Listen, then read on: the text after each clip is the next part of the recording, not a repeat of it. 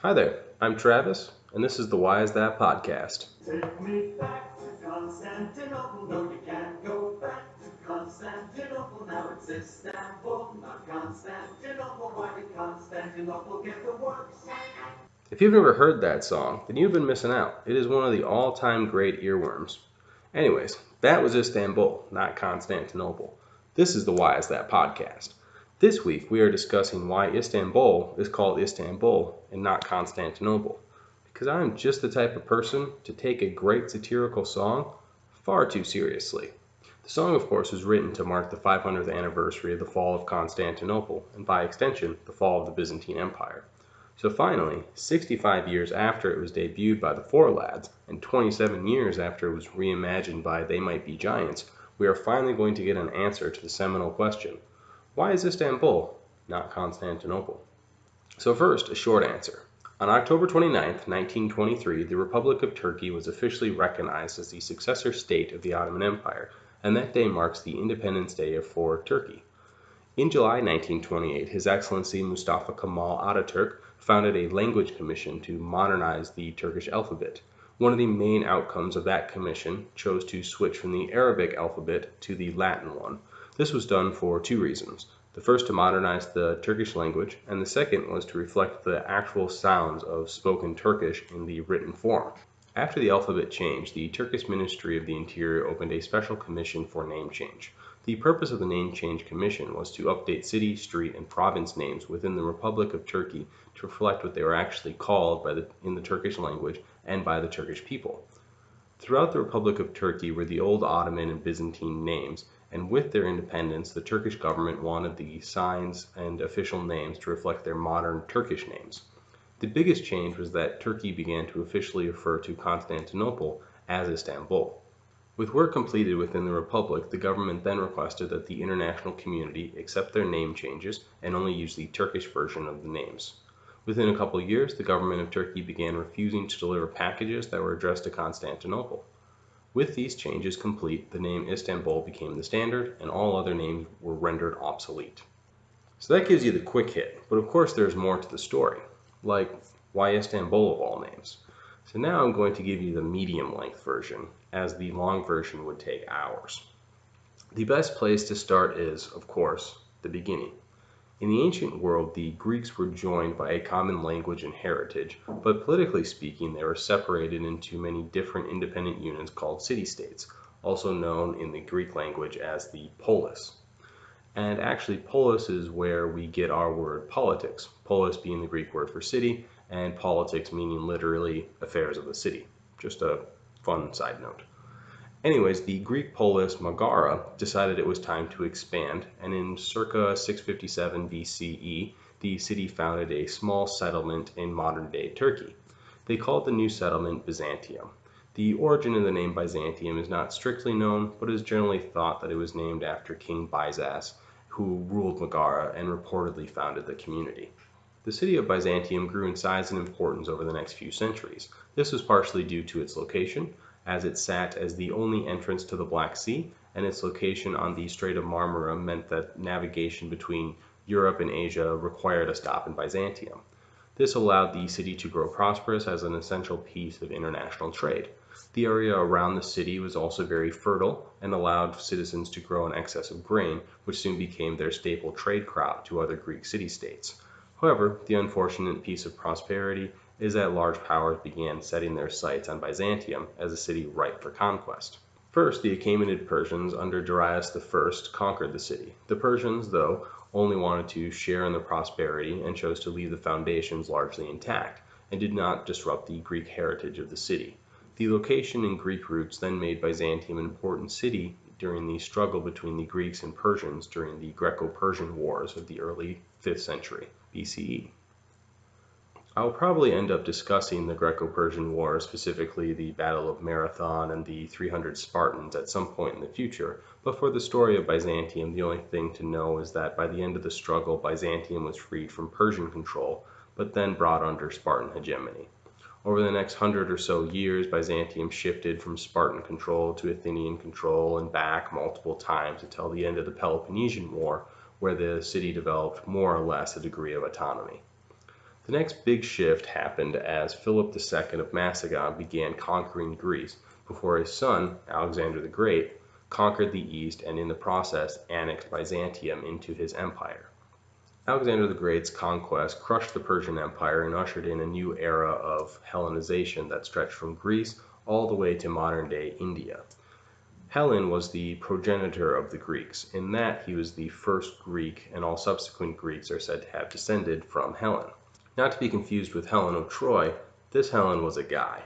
So anytime you hear Hellenic, Hellenistic, or the Hellenes, they are in some way referring to the Greeks. Hellenic culture would be the dominant culture of Byzantium, even after the Romans turned the city into Constantinople. Hellenic culture and the Greek language would remain dominant in the region until it was eventually conquered by the Ottoman Empire in 1453 CE. The persistence of the Hellenic culture, even after the Romans took over, is one of the origins of the rivalry between the Greek East and the Latin West.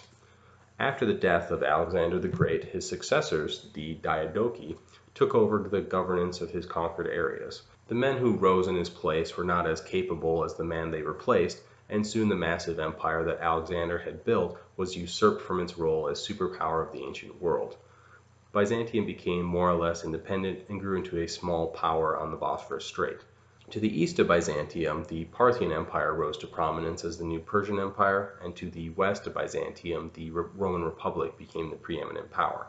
Rome was an irresistible military power. Everyone who came in contact had the choice of surrendering peacefully and becoming an ally, or being utterly destroyed and then being forced to become a client. Much of Greece decided to resist, and for that they were slaughtered before the survivors became clients. Byzantium learned from their fellow Greeks' failures and chose the ally route. Byzantium was able to grow more prosperous. It became an important port for Roman armies on their way to Asia. The fishing and agriculture continued to thrive in the area, and it retained its role as an important city for merchants and trading. Byzantium's growth continued until the infamous Year of the Five Emperors. The Year of the Five Emperors occurred in 193 CE and is so called as 5 different men would rule Rome as emperor in that single calendar year. The year of unrest and civil war started when Emperor Commodus, son of Marcus Aurelius, was murdered at the end of 192. It would eventually see the ascension of Septimius Severus and the rise of the Severan dynasty, but unfortunately for Byzantium, the city supported Severus's rival for the throne, Pescennius Niger. Pescennius Niger was the governor of Syria prior to being hailed emperor by his soldiers, and as governor he was the leader of 3 legions, which means he had a pretty sizable army. Niger's base of support was the closest to Byzantium of all the major players for power at the time, and as such they decided to pledge their support. Severus, however, was the closest to Rome, and after compromising with the other prominent governor in Britain, Severus quickly consolidated the West power base and easily outnumbered Niger. Severus then marched east and in the process besieged or defeated Niger's allies on the way. One of the besieged cities was Byzantium. After taking Byzantium, Severus gave the order to sack it and basically destroyed the city. In a way, the sacking actually became a little bit of a blessing in disguise because Severus's son, the future Emperor Caracalla, appealed to his father to rebuild the city due to its important location. Severus started to rebuild, but did so in the Roman style. Romans are not always lauded for their philosophies or culture, but they did do 3 things better than almost everyone. The first was, of course, war. The second was that they were expert builders, and the third was that they had some of the best organizational skills ever. Rebuilding the city allowed Severus to recreate the city in a logical way. This included using the Roman road grid system and building with an idea about how large the city could one day grow. The rebuild of the city allowed Byzantium to be repopulated, and the next 140 years saw a stable growth for the city. It was actually the Roman Empire that had a bigger shift in that time period than Byzantium. The 200 CE saw the Roman Empire in crisis. The conflict is generally called the crisis of the 3rd century, and while we are not going to get into the details in today's episode, it is absolutely fascinating. This crisis was eventually put to bed by the Emperor Diocletian. He stabilized the empire and then split it into 2 administrative bodies to make it manageable to rule again. He split the empire by geographic lines and created the Eastern Roman Empire and the Western Roman Empire. Byzantium fell into the east, and the city of Rome fell into the west. Diocletian chose to abdicate the throne in an attempt to teach his countrymen how to say goodbye, and set a legacy for peaceful transition of power in the new governmental system he had created. Unfortunately, the Romans did not learn their lesson, and before Diocletian had died, the Roman Empire was again embroiled in a civil war. The winner of the civil war would reunite the empire under his banner. The new emperor of the united Roman Empire was Constantine. After defeating all of his rivals and assuming sole control over the Roman Empire, Constantine assessed his empire as a whole. Constantine spent an entire decade after coming to power attempting to modernize the city of Rome and passed several reforms to further modernize the empire as a whole. Slowly, the realization that Rome was no longer the center of the empire dawned on him. Rome had decayed over the past century's political unrest, and its location did not allow for the kind of ease of movement that the empire needed from its emperor. After assessing his options, he chose to discard the founding city as his capital and went searching for a new city to build in his image. Eventually, Constantine's search for a new capital city led him to the conclusion that the capital should be moved to the eastern half of the empire. The obvious choice for a capital was Nicomedia, but the city was not given a real consideration because it had been Diocletian's capital, and Constantine did not want to be a copycat. Constantine next considered the ancient site of the city of Troy, which actually would have been kind of fitting as the Romans traced their lineage back to Troy, but Constantine soon dismissed that idea. He found exactly what he wanted in Byzantium. As already discussed, the city's location on the European side of the Bosphorus Strait made it the perfect location to control the traffic to and from the Black Sea. Its location on the Golden Horn gave it a natural harbor and therefore an easily defended position.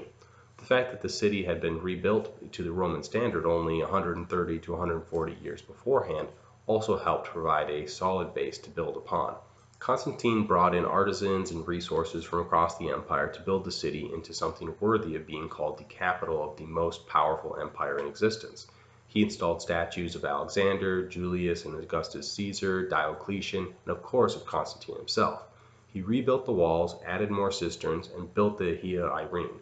The Hagia Irene was the first Christian church built in Byzantium, and while the original was burned down in a riot, the later Emperor Justinian rebuilt it, and then Constantine V renovated it.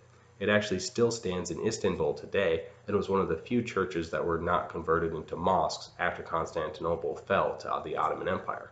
The building projects and renovations turned Byzantium into a whole new city, and in some respects it became the most powerful and important city in the world. In 330 CE, Constantine decided it was time to rechristen the city and formally make it the new capital of the Roman Empire. Constantine renamed the city of Byzantium New Rome. The name New Rome only stuck around for about 7 years. After Constantine died in 337 CE, the city would be officially renamed again as Constantinople in his honor. Translated, Constantinople would approximately be the city of Constantine. In many ways, this is the second origin of the rivalry between the eastern and western parts of the Roman Empire.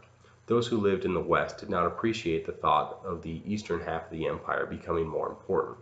The rivalry would become even more acute after the eventual fall of Rome and the Western Empire. The Frankish kings and the Holy Roman Empire wanted to control the legacy of Rome instead of allowing the still standing Eastern Roman Empire to hold that legacy.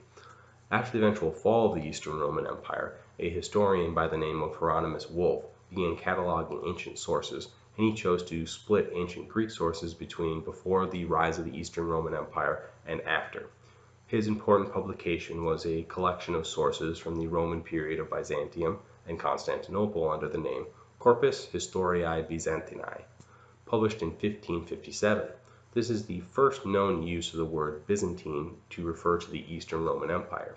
From this publication grew the practice of referring to the Eastern Roman Empire as the Byzantine Empire, named after the city of Byzantium.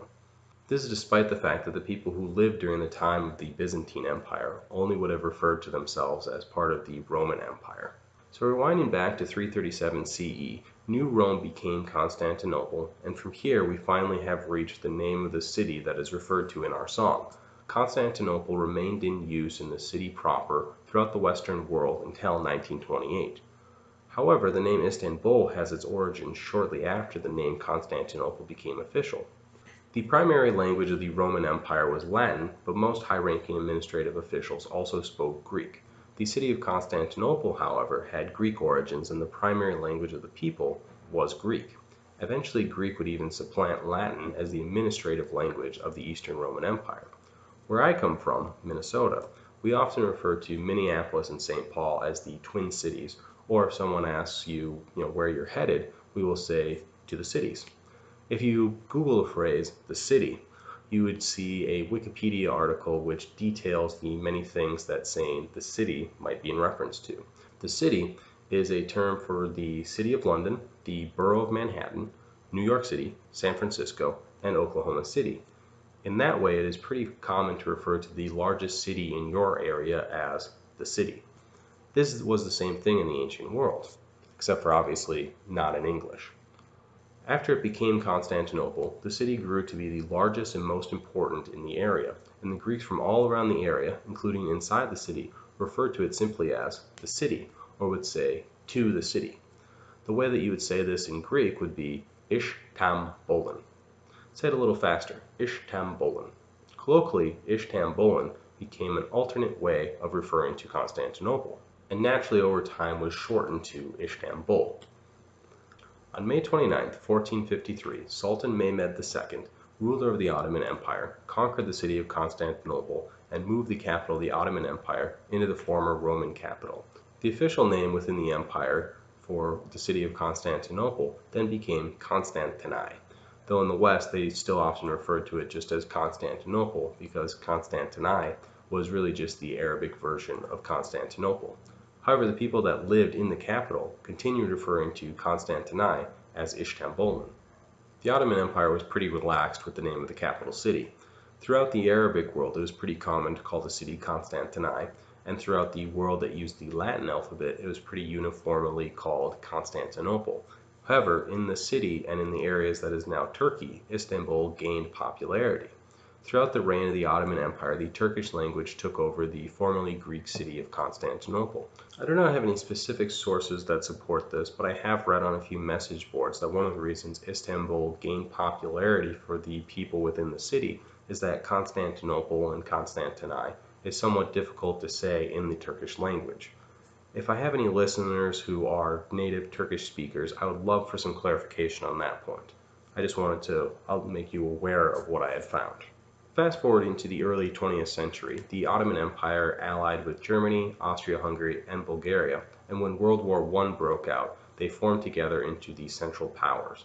The Allied powers would of course prevail in the war and would later occupy the lands of the Ottoman Empire. Turkish nationalism led a campaign against the occupying Allied powers in the Turkish War of Independence, which eventually led to the establishment of the Republic of Turkey and the abolition of the Ottoman Empire. The Republic of Turkey moved their capital to Ankara, but to this day Istanbul remains the most populated city. After the War of Independence, Turkey changed from the Arabic alphabet to the Latin alphabet and started a movement known as Turkization, where they attempted to transition their country to a strictly Turkish identity. In this process, they changed or updated names of places. One of the places to receive an update was the city of Constantini. Long referred to as Istanbul by the people of Turkey, the government decided to make it official. In 1928, the government of the Republic of Turkey officially changed the name of the city to Istanbul. The government then announced that henceforth Istanbul would be the only name of the city. A little over 20 years later, Jimmy Kennedy and Nat Simon decided it would be fun to write a novelty song to mark the 500th anniversary of the fall of Constantinople. The four lads recorded the song, and it would eventually become a certified gold record after it was released in 1953. The song, of course, was Istanbul, not Constantinople. They Might Be Giants then recorded and released a new version of the song in 1990, and it became popular again. And that, my friends, is the story behind why Istanbul is not Constantinople. So the next time you hear the song, you can press pause and show all your friends how smart you are by reciting this episode from start to finish. For more information about the Eastern Roman Empire, I would highly suggest the History of Byzantium podcast by Robin Pearson. For more information about the Ottoman Empire, I would highly suggest the History of the Ottoman Empire by Lynn Perkins. I'm a huge fan of both of these podcasts, and if you want to hear the long version of today's story, then these two podcasts are the places to do it. This week, I also am indebted to the Ancient History Encyclopedia, which is located at www.ancient.edu. A specific shout out to Donald Wason, who wrote the articles about Byzantium, Constantinople, and Constantine. Just a little bit about Wason. He taught history at Lincoln College and has created some very excellent articles on that Ancient History Encyclopedia website. Okay, that does it for today's episode of the Why Is That podcast. I hope you enjoyed learning about why Istanbul is not Constantinople. I'll be back in 2 weeks with an episode about why we say, I don't give a damn. You will not want to miss that episode, so be sure to subscribe using your favorite podcast app or clicking that button on YouTube. The show is available on Apple Podcasts, Acast, Stitcher, Podcast Addict, Google Play, and many others. If you have any suggestions for future topics, be sure to comment on the episode, send me an email at whyisthatpod@gmail.com, tweet me at whyisthatpod, or join the Facebook group and make a post. Thank you all for listening, and have a great couple weeks. I'll talk to you soon. I hope you enjoyed this episode of Why Is That? I'm your host, Travis, and we are signing off. Cheers.